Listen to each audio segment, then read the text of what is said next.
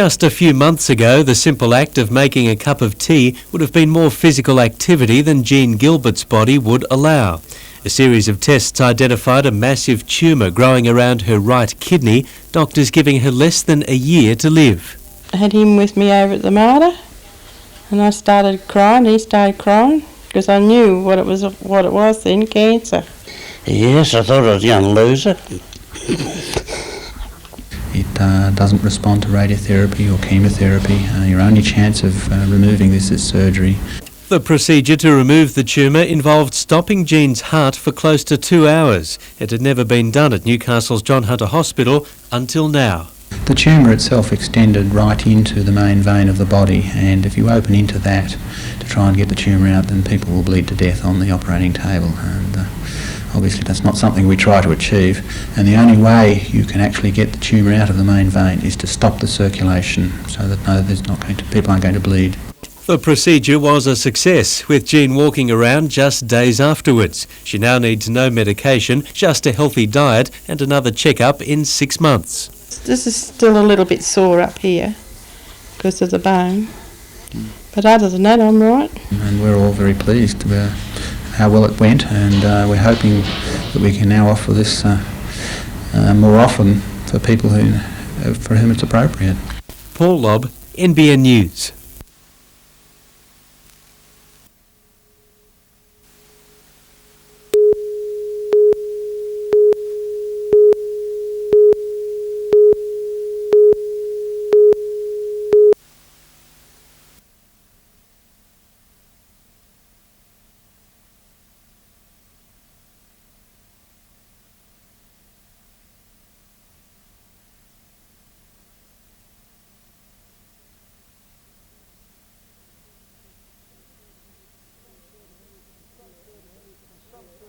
Some 30 years since Vietnam, and I felt that if it wasn't done at this stage, time would get away on us and it just wouldn't be done.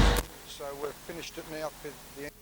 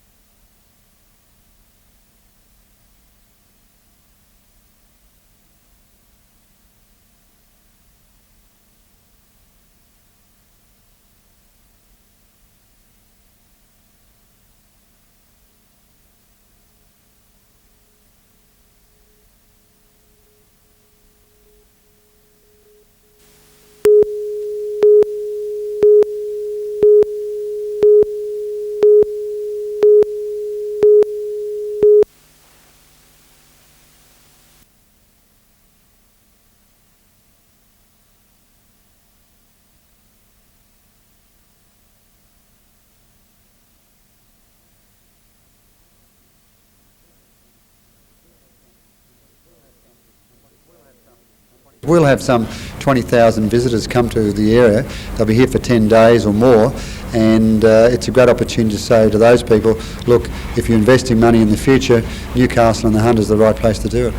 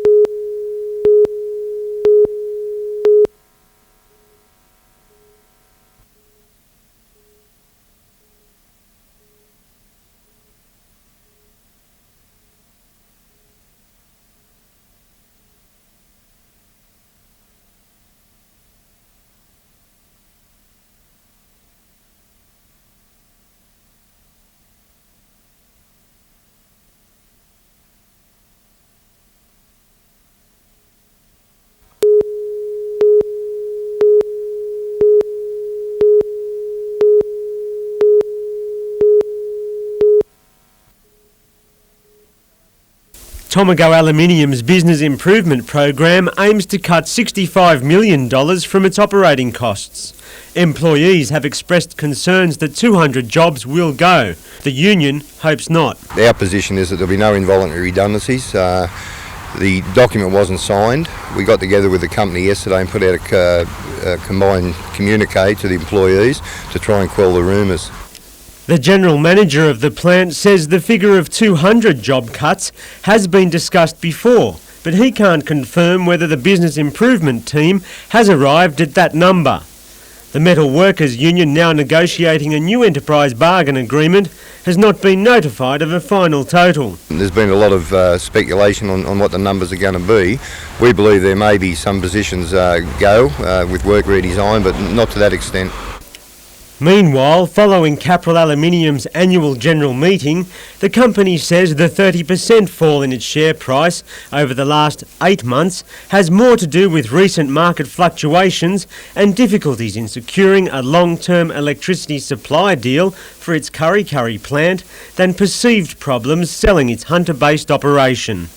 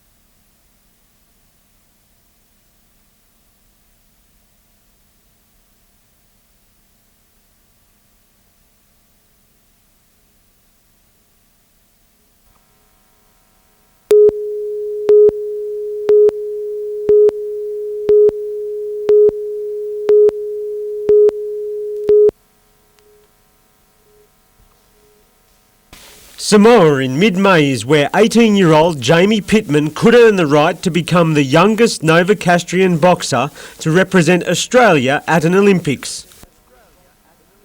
He's the defending welterweight champion of Oceania, and a repeat performance at next month's tournament will make him an Olympian. The man who stands in his way has beaten him before, but Jamie's answer for how he'll handle the Tasmanian is as straight as his right jab. I'll just have to box to my best ability. Jamie's holding a fundraiser at Shortland RSL on Friday, May 6 to help with his hopefully Olympic preparation. In other boxing news, 16-year-old Lindsay Lowcock has just won the Australian Under-17 flyweight title, while Jamie Goodwin from Carrington won the 35-kilogram schoolboy title in a points decision over Michael Peacock from Queensland. All three boys are too young to represent Australia at the Olympics.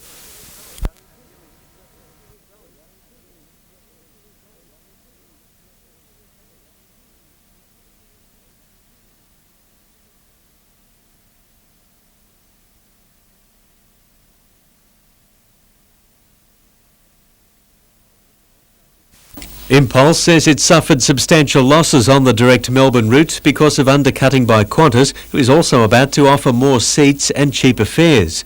Impulse has complained to the ACCC, accusing Qantas of predatory behaviour. But what we've been experiencing on that route is pretty much unprecedented in Australia, and we put it to Professor Fells and the ACCC that they look hard at it, but at the end of the day we can't sacrifice the rest of our networks out of Newcastle just for the sake of one particular route, and unfortunately we've had to make that hard commercial decision this week to end services by mid-May. Impulse ceases its direct Melbourne route the day after Qantas launches extra flights using British Aerospace 146 jets like this. Qantas issued a statement today saying that it rejects claims that its increased capacity between Melbourne and Newcastle was anti-competitive and that it had been planning the services for some time. Meantime, Impulse is preparing to open its national call centre in Newcastle, timed to coincide with the launch of the company's interstate jet service in June. It's an important investment for us, not only as a company, but putting more dollars back into the region. It's a $5.5 to $6 million facility. It will directly employ 70 Novocastrians from day one, and within the next year it will employ 150 people. Paul Lobb, NBN News.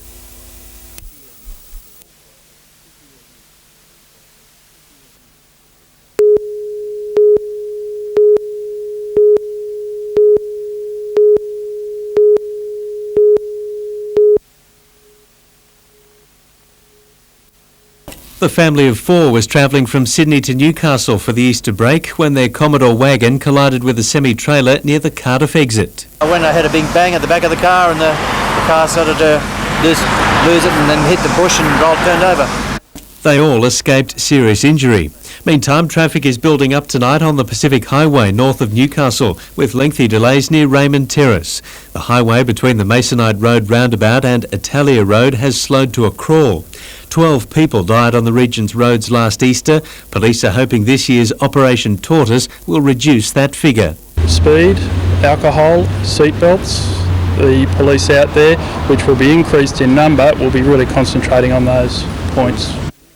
There's little danger of these motorists speeding at the moment, but if they do later, they'll lose double points. The RTA in conjunction with police have noticed over recent years the trend of double demerit points certainly works, and that is the case up until the late evening of the 25th. Paul Lobb, NBN News.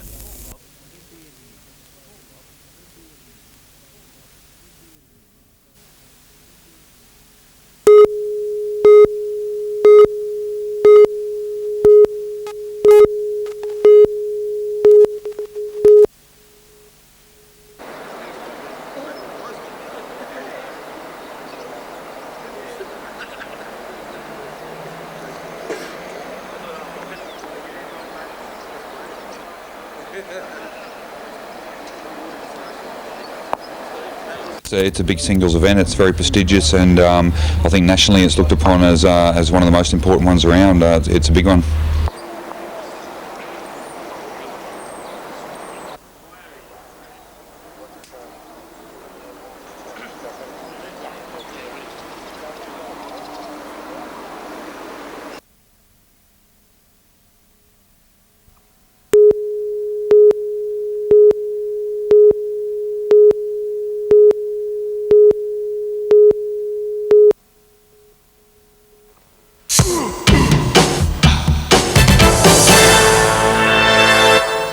There's been a lot of publicity this week over Brett Mullins, and sure, he's guilty as charged, but the frustrations of a football match are extreme. You're hot, you're bothered, things aren't going your way, and Brett's been trying his hardest to make a comeback to the representative scene.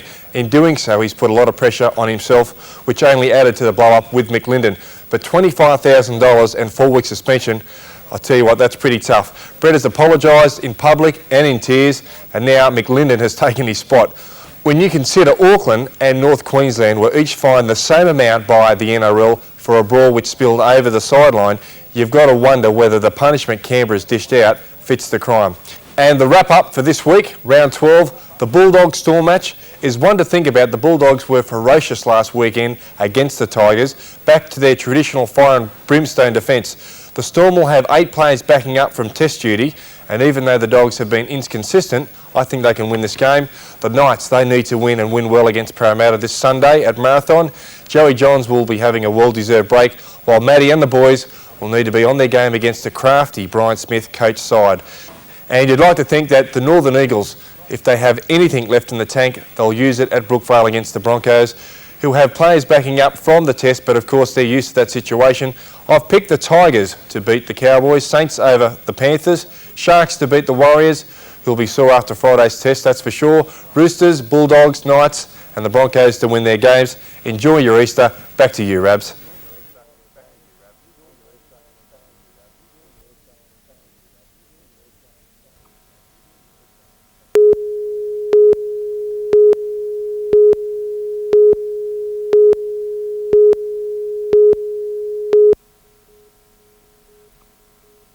Now at Newcastle, Andy Harper can reflect on 14 years in the NSL top grade as one of the most revered players in the competition. But even a veteran of 2 grand finals can't help but feel a little nervous before running out for his 300th game. It's quite exciting actually. It's not something that you ever imagined to happen, and then it grows upon you slowly and gradually. But now that it's here, it'll be good to get it out the way. I suppose it's a bit of a milestone, yeah. It's an achievement even he thought may have slipped out of reach after a disappointing time at Brisbane. I've had a hard couple of years, in truth, and this year's been good to reconsolidate and get some credibility back, and to notch up to 300 would be a nice bit of icing on the cake. His form for the Breakers this season has been outstanding. His partnership with John Bonavolia has helped the pint-sized striker yield 16 goals this season. Some more tricks from this duo are planned tomorrow night against Carlton. We should have a couple of Batman and Robin tactics up in the Batcave somewhere. And while Harper admits the son may be setting on what's been a great career, it's a long way from his first game as a 20-year-old in Sydney. There's a lot of people who didn't think I should have played one, so to get to 300 in those terms is quite exciting. Jim Callanan, NBN News.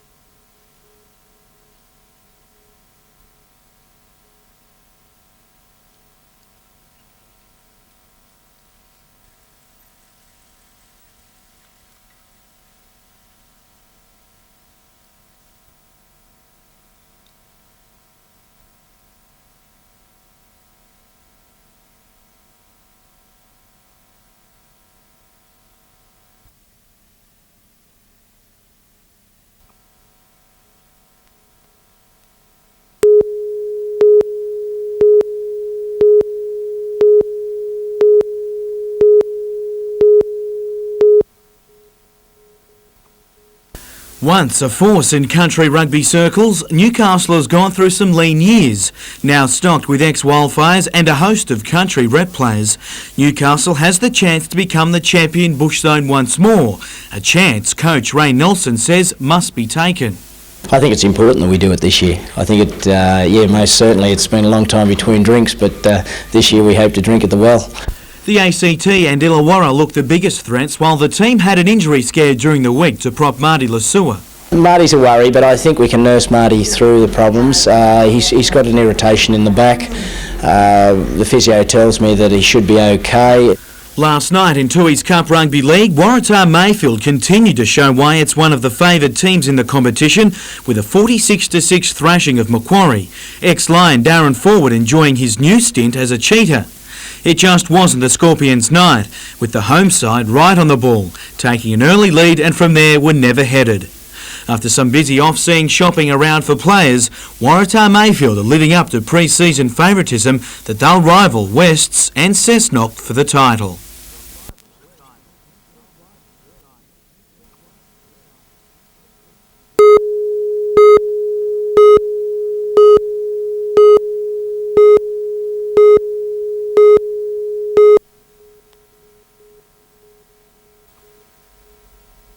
.52-year-old Rodney Schramm from Shoal Bay had just settled in to enjoy one of his favourite pastimes when the rock fisherman slipped and fell several metres from a rock face at Box Beach at the northern end of Fingal Bay. Trapped by the rising tide, he lay helpless for more than half an hour in the remote coastal inlet when his luck turned, his cries for help heard by two young holiday makers walking by. And as we got over this hill, we seen this man laying on the rocks, and as we got to him, he yelled out to us that he had a sore leg and it was broken. After discovering the injured man, the young rescuers then used the mobile of a beachgoer to call for help. We didn't know what to do, so we got a fisherman to help us out, and he helped us. He got the board, put it underneath him to keep him comfortable. The Westpac rescue helicopter was called in to retrieve the man from the remote area, with paramedics taking just 15 minutes to stabilise him before winching him to safety. The 52-year-old man who'd broken his ankle in the fall remains in a stable condition at John Hunter Hospital. Helen Kapelos, NBN News.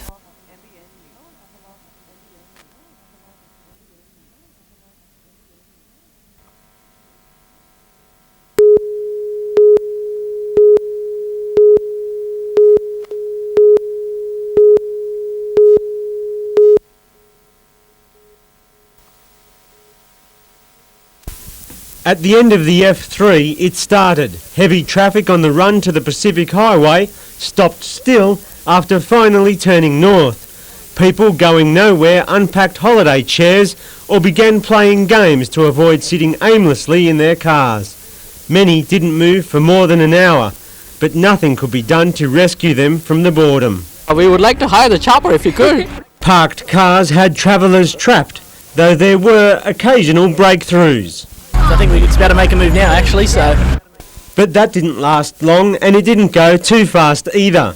2 lanes down to one north of Raymond Terrace caused the delays. Stop and start, 60 kilometres an hour, the top speed, which turned what is normally a 20-minute trip from Raymond Terrace to Kurua into a 2-hour marathon. It's about 200 kilometres in 6 hours. I think I could have walked faster. And tempers were frayed. Pretty cranky. We're not happy about this at all. Very angry, especially when you look at all the road work and how long that's taking. We came up to Foster about 6 months ago and it doesn't look like it's changed at all. And what do police say to holiday makers dreading the return journey? Plan their trip home so that they're not caught in the same traffic travelling back to their respective residences.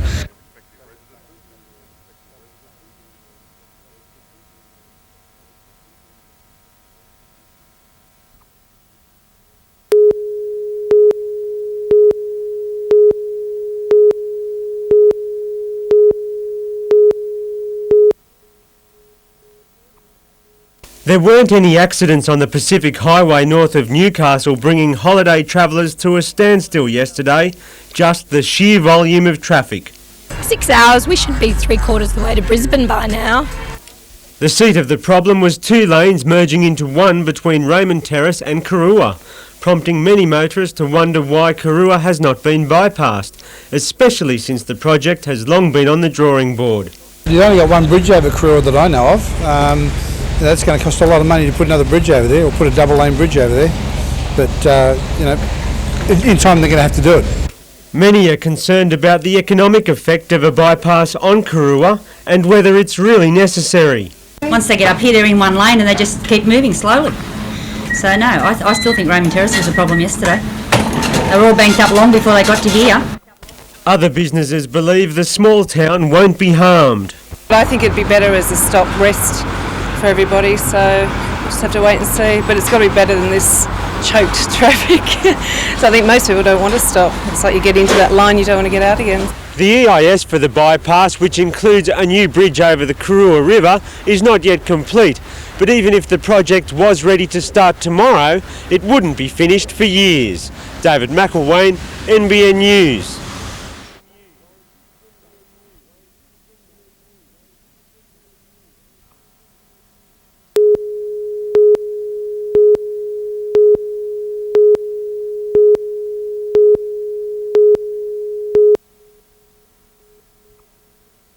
Smoke billowing from the roof of Pasminco zinc smelter after midday, a sure sign something was wrong.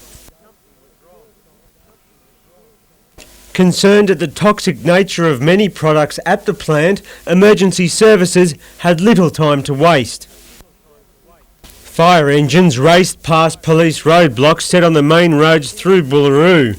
Residents and people visiting their families were turned away. The major concern was that the gas would contaminate air conditioning systems at the nearby Sulphide Club and the Waratah Golf Club. They were both evacuated. We're still not sure exactly what the fumes were, but from the location of the plant we were treating them as being toxic and harmful, yes. 3 workers in the area were directly exposed to the gas. 15 others were also treated by ambulance officers as the cause of the leak was identified. A tube containing cadmium has ruptured and fell to the floor, which gave off fumes for a short period of time. Symptoms of exposure to cadmium may not take effect for up to 48 hours. 6 workers and 3 firemen have been taken to hospital for observation. Pasminco says the bulk of the gas was zinc oxide, which is not harmful, and that only 0.5% was cadmium oxide. The Environmental Protection Authority has been notified of the leak and is already investigating. David McElwain, NBN News.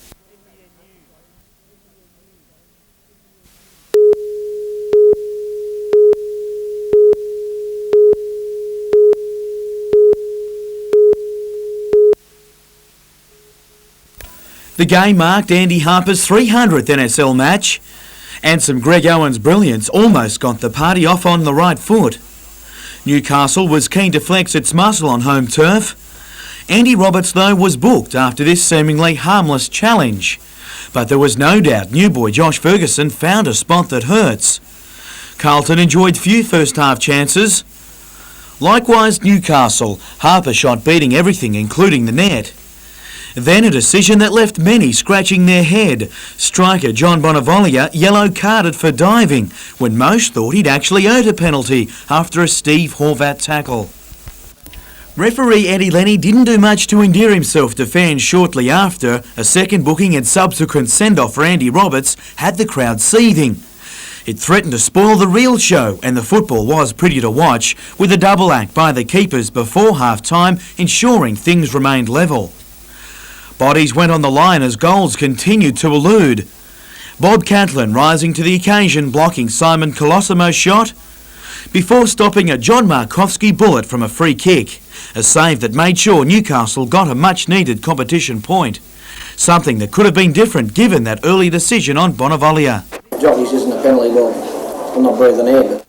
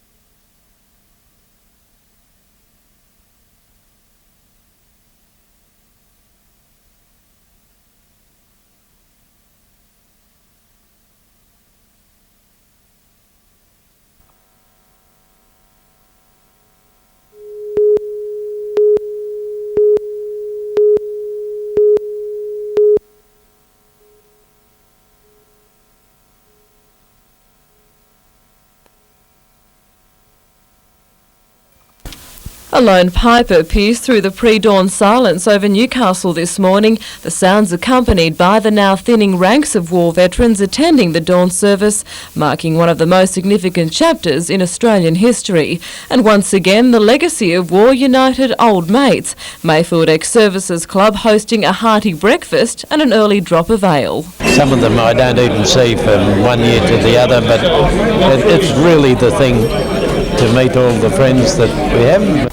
Struggling through an overcast day, the Newcastle sunrise proved a spectacular backdrop as hundreds woke to remember the universal atrocities of war across the ages in the annual Anzac service march through the city. I think everyone should come, and remember war's a terrible thing, and I didn't know what I was getting into. What it means to us, just exactly what it means to you. Evidence too the younger generation will not forget. I think it's excellent for everyone to come in and see what's happened and watch the march. It's really good, yeah. Especially the young ones to come in and wave our flags.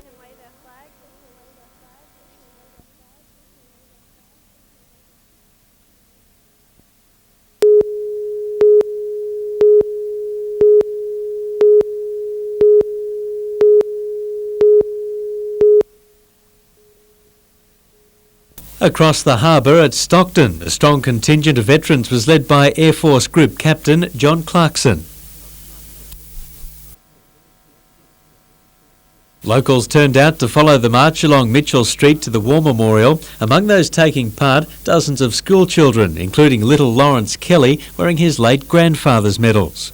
At Nelson Bay, one of the largest crowds in recent times lined Stockton Street for this morning's parade, holidaying families bolstering the number of appreciative onlookers.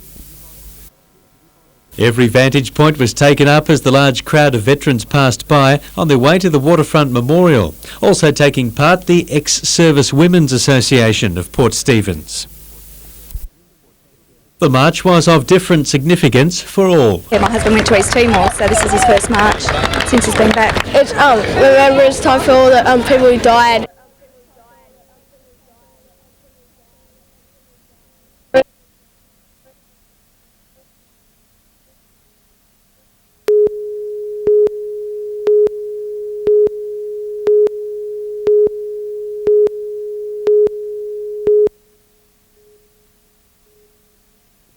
Today's invitational race marked the start of the All-School Sailing Championship, a title that means just that, with any student sailor invited to compete.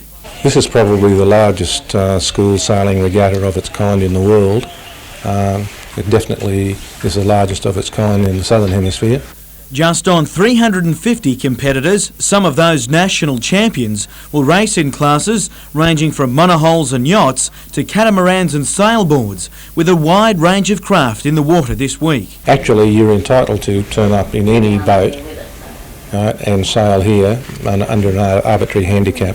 The Glendale Regional Gymnastics Centre is hosting the National Men's Artistic Club Championship this week as well. More than 200 competitors, ranging in age from 8 years old through to senior men, are being judged by some of Australia's leading gymnasts in a bid to have their club crowned national champion. While the juniors had control of the floor today, international competition is being held tonight and tomorrow. The club to beat is Sydney's Northern Beaches, which has won the event for the last 4 years and looks on track to make it 5.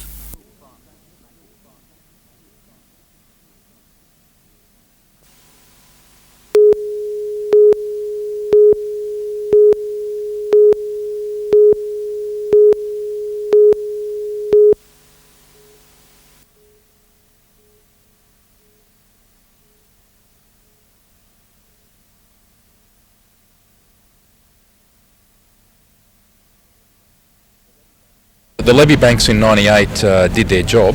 We want to make sure that the next time a flood happens here in the Hunter, that people are protected.